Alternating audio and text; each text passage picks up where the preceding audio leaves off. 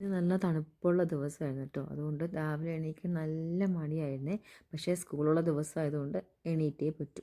അപ്പോൾ ഇതേ മുറ്റത്ത് ഇറങ്ങി നോക്കിയപ്പോഴാണ് ഒരു പൂച്ചേനെ കണ്ടത്. പൂച്ച നല്ല കരച്ചിലായിരുന്നു, എവിടുന്നോ വന്നതാണ്.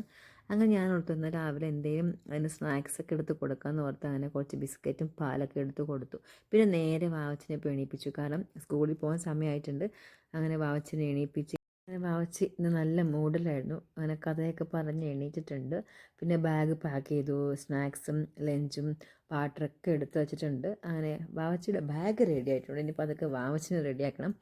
യൂണിഫോമൊക്കെ എടുത്ത് വെച്ചു. വാവച്ചി ഫ്രഷ് ആയിട്ട് ഇനി വാവച്ചിനെ റെഡിയാക്കലാണ് പരിപാടി. എനിക്ക് ഓരോ ദിവസം ഓരോ സ്റ്റൈലിൽ വേണം മുടി കെട്ടാനായിട്ട്. അപ്പോൾ ഇന്ന് രണ്ട് സൈഡിലും പിന്നി ഇട്ടിട്ട് തരാനാണ് പറഞ്ഞേക്കുന്നത്. അപ്പം അങ്ങനെ മുടി കെട്ടി കൊടുത്തിട്ടുണ്ട്. നാളെ വേറെ രീതിയിൽ അങ്ങനെ ഓരോ ദിവസവും ഡിഫറെൻറ്റ് സ്റ്റൈലിൽ കെട്ടിക്കൊണ്ട് പോയില്ലെങ്കിൽ വാവച്ചിക്ക് ഭയങ്കര സങ്കടമാണ് കേട്ടോ. അങ്ങനെ മുടിയൊക്കെ കെട്ടിക്കൊടുത്തു. അപ്പോൾ ദേ പൂച്ച അവിടെ ഇരിപ്പുണ്ട്, അതാണ് വാവച്ചി കാണിച്ചു തന്നെ. എനിക്ക് വാവച്ചിയുടെ സ്കൂൾ ബസ് വന്നു. സ്കൂൾ ബസ് കയറിപ്പോയി വാവച്ചി.